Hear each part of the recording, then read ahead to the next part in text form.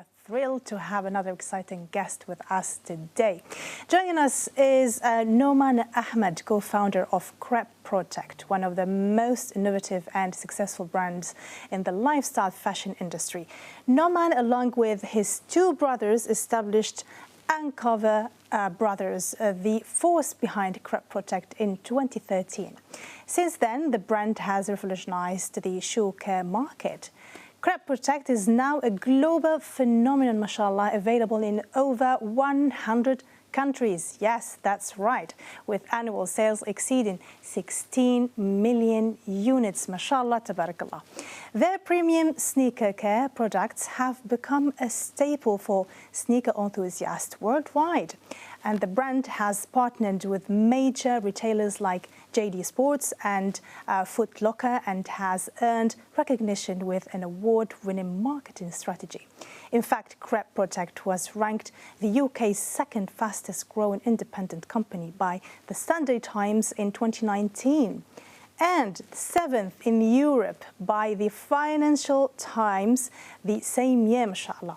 Oh, and let's not forget, Crep Protect even holds a Guinness World Record, mashallah, tabarakallah. Brother Nohman, thank you so much for joining us today. It's an honor to talk to you, actually. Jazakallah for having me. Mashallah, great. I mean, I am curious, mashallah, about how did you manage to make such a figure, like 16 million, mashallah. I want to ask you some detailed questions, but first of all, tell me about yourself and tell the viewers, please, about yourself. So I'm Nohman. Alongside my two brothers, we founded the brand Crep Protect. I think from a very tender age, me and my brothers were very much focused around entrepreneurship and business. So we tried many different things. We all shared one bedroom, so that drove a lot of closeness between us. I'm the youngest out of the three brothers, and since then it was just about innovating, looking for different business avenues. So we did it all from a very young age, and all of those experiences really built in terms of discipline. It built a lot of expertise and a lot of problem solving. So that allowed us to then go into different markets. Us being sneakerheads ourselves, we were very much interested in fashion and sneakers and trainers, I should say, being in the UK. So that essentially allowed us to drive our passion and our interest. And sneaker care was born, and the brand Crep Protect was born. Since then, we're by far the world's largest premium sneaker care brand in the world, with Allah's permission, of course. So since then, we've grown year on year. We have distribution in over 100 countries. And it's just about connecting with the consumer in a way that no other brand was. We call ourselves the Red Bull of sneaker care. And it was about owning the category. It wasn't about creating products that work. Yes, products have to work and you have to connect with the consumer. But what was very important for us was to own that category. And alhamdulillah, at this stage, we are the world's leading premium sneaker care brand. Mashallah, tabarakallah. So you built yourself from a young age, and you learned from mistakes. Definitely. And with discipline, when you mentioned discipline, I now remember some of the mentors and coaches of businesses and the people who do all of these millions and billions and trillions. They always mention discipline, discipline, discipline, because without it, you can't achieve success, isn't it? But tell me, how do you spend your day now? I think just ensuring. Obviously, I travel a lot based on my work pattern, and obviously flying to LA sometimes and being in a different time zone completely. I live in Dubai now, so obviously the time difference between the two countries can be challenging. But generally, it's about just having discipline in terms of obviously having fixed hours for work.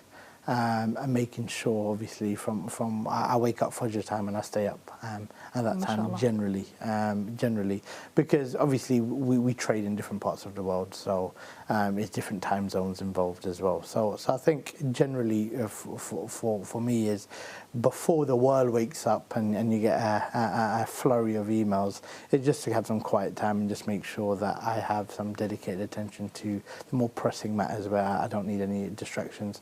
And then we take on the different challenges on of the day. And what time do you go to bed? I go to bed at different times. I'm not gonna tell a fib, but it's usually between 10 and midnight. Okay, and then when you wake up for Fajr, there is no going back to sleep. Generally, I don't sleep much. But I think you make your job your hobby. That way, you're never working. So it's we drive a lot of passion within our business. We've got a very capable and strong team. And not one day looks the same. I don't sit at a desk from 9 to 5. So we have a flexible routine, but a flexible schedule that works. Like I said, driving a business from a global standpoint and traveling consistently, you generally adjust. Well, when you say my work is like a hobby, I suppose it becomes like a game. And when you work and you feel that you are playing a game, it's not stressful anymore. It's actually enjoying your work. Definitely. And then all that dedication and time spent, you won't feel sorry or regretful to spend it anyway. Definitely. I think. Obviously, you have to make time for everything. Yeah, you have to make time for your family. You've got time for your parents. You've got to make time for your business, your employees. So it's over time you do become a lot better at that, and in terms of allocating your time and obviously mastering that art, so to speak. But I think for us, we were very clear on creating a premium product. And positioning a premium product was very clear to us, because what we created within this space, there was no other brand selling at that premium space and connecting with the consumer that we wanted to do. So generally, when you lead the consumer by price, or you're the cheapest one in the market to get the sales, you'll never win long term for us, because if you win the consumer by price, you haven't got a long-term business in my eyes. If you win the consumer by emotion and connection. So like I said, we wanted to own the category. We wanted to be category generated. For example, if I told anyone to get me an energy drink from the shop, they would think Red Bull. And that's exactly what we try to build here. When someone thinks sneaker care or caring for their shoes or trainers, they think Crep Protect. And that comes with brand building. That comes with connecting with the consumer in a way where you can resonate and connect with them. And alhamdulillah, over the years, we've established our position as a leaders in the market. We don't plan on slowing down anytime soon. So when I hear sneaker care, I would, like personally, or some people would never imagine that this business will make millions and millions and will expand in hundreds of countries. But my question here, how did you choose to go in this particular niche industry? I think we were just essentially looking to answer a question to a challenge we had in our day-to-day lives. Being an avid sneaker or trainer enthusiast, myself and my brothers, we were just looking for something that we could put on our sneakers that we can trust, and we can trust it won't discolor them, or it won't change the texture, or it'll be quite effective. So there wasn't anything out there in the market. So we went about creating that ourselves. And the unique thing we did is we marketed it in a way that we could connect with our consumers, and the consumers would, in terms of our age group, would resonate with the brand. And since then, we partnered up we've had major partnerships with the NBA, New Era. We've created shoe care ranges for Adidas. So since then, we've been recognised as a leading force when it comes down to sneaker care. But essentially, for us, it's not about following a traditional route. I think everyone would you can sit down and read books all day long. You can read textbooks, but you can only learn so much. I think it's very important to look outside the box, and sometimes it's not good to just follow a traditional route. It's important to create your own trail, and that's what we drive within our business and our employees and our team is. We want to be a brand that's bought rather than sold, and that's a key difference. When you're a brand that's bought, you connect with the consumer gravitates toward your product, and they know what you want. For example, if you ask a consumer, if a consumer goes to the shop to buy, for example, a Nike shoe, if that Nike shoe is not in stock, they're not going to go on and buy another brand. They want that brand. So it's about connecting, making sure we have an emotional connection. How do you do that? Consumer. It's about marketing. It's about marketing, creating sincerity within our marketing, making sure we're consistent with our messaging, making sure we're not delving in 5, 6, 7, 8, 9 different categories, making sure we stay loyal to our consumer group, making sure that from a premium standpoint we maintain our premium stance within the market. So we've been quite consistent. We've had incredible success with our retailers. With some of the retailers, we're the best-selling accessory they've ever had. And we continue to innovate. We continue to drive new product. If you look at our product on the shelf, we drive shelf appeal. So again, it comes down to just building that emotional connection with the consumer, which we focus on. Amazing, that's very important. But the other thing, I know that to make a business successful and mega successful even, there are some steps you need to do and some decisions down the line you need to make, but correctly. For example, choosing the right people around you, choosing the right people working with you, making the right decision at the same time. So did you have any of these? What were the key moments or the key people, the key things that you had to do to fulfill that? I think our father was a key inspiration for us. He's no longer with us. I think for us he was an inspiration in just terms of just hard work and graft. He always encouraged us to take risks. He encouraged us to be entrepreneurial, and what's the worst that can happen?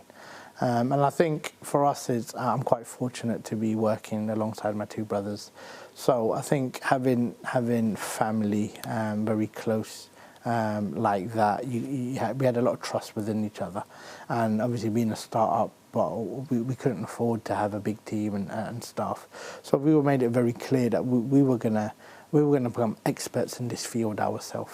And as we grow, we started to then hire expertise to further support the group. But we still very much lead the group. We lead the growth, and we very much run the business ourselves rather than bringing in the management to run the business for us.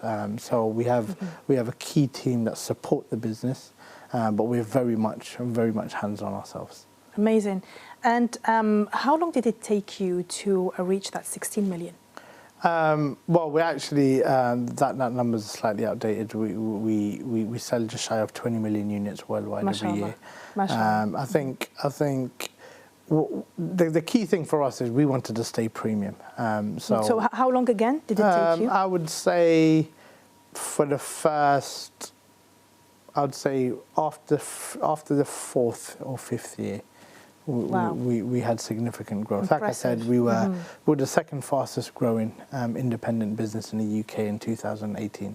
It should be like, it must be like a key, like something. So just one thing, if you can mention to me and the viewers, what would you consider the premium, the first reason of the success and reaching that amount of success? Just one thing. I would say social media and marketing for us. Social media and marketing. Definitely. I think for us, we started in an era of we could create content at a fraction of the price.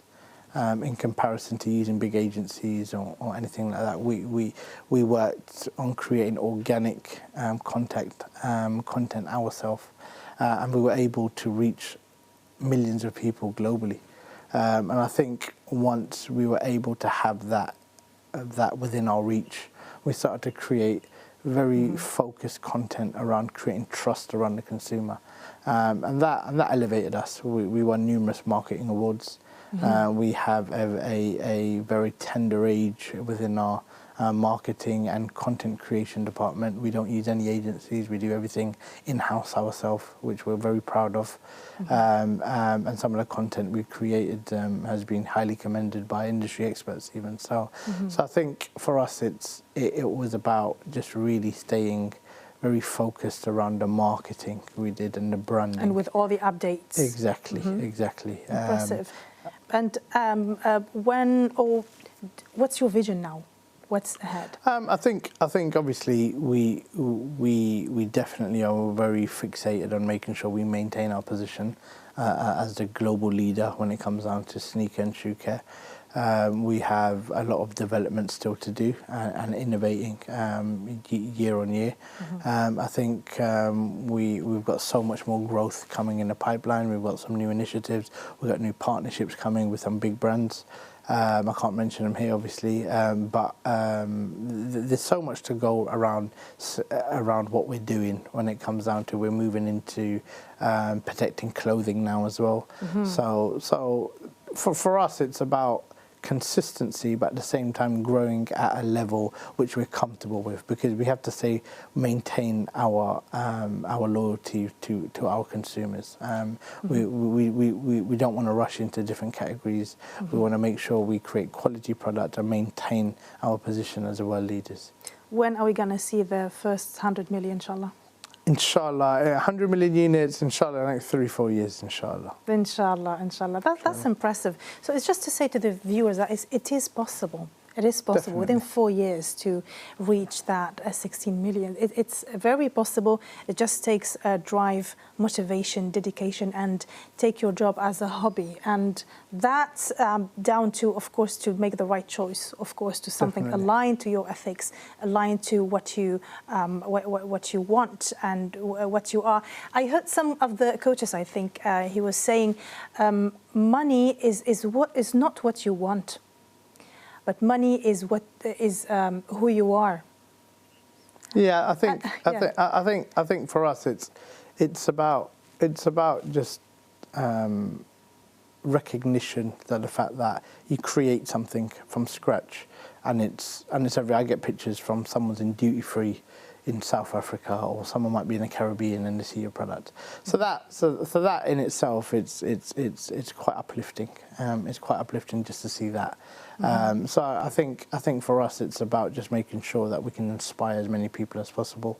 Obviously, I qualified as an aerospace engineer when I was at university, but at the same time, I'm now obviously running a complete shift, a sneaker care business. Yeah. But it's about just making sure, no matter what experience you have in your life, is just to learn from it. Yeah, but aerospace industry, there's lots of money in there as well. You didn't have the idea to have a business in there? I think when you follow your true passion, when you follow your true passion, you can really drive it. And I think any business you're really passionate about, you'll give it 110%. 100%. Okay, so some of youth and people, even adults, they want to start a business, they want to be an entrepreneur, but amongst all of what's happening in the world, the inflation, the prices going up, all the news, all of that, they sometimes find themselves out of the drive, the motivation to even start thinking on something, and then they might have an idea, but then they go, oh, that maybe the possibility I'm gonna fail before even starting like the first 1 year. What do you have to say to them? I think it's very important. Sometimes you don't need to create a brand new invention or something the world's never seen before. It's more about, I think, understanding your consumer and looking at a market. Shoe care has been around for 30, 40, 50, 60, 100 years. But when we went into the category, we felt there was no connection or sincere connection with the consumer. You would go into a store, you would be forced to buy shoe care at the end of your purchase. You'd buy it almost because you feel sorry for the person behind the till. You go home, you throw it in your bathroom sink, And that's the end of the consumer journey. There was no sincerity in that sale. There was no interaction. There's no longevity within that sale. So what we wanted to do is sometimes it's not about the product. It's about the category, and it's about creating a consumer journey. It's about what is it you're trying to achieve from end to end. It doesn't stop at the product. You create a whole lifestyle around it. So I'd advise people just to look at traditional businesses and look to recreate those categories, because there's so much innovation needed in boring and lifeless industries where you can create a connection with the consumer.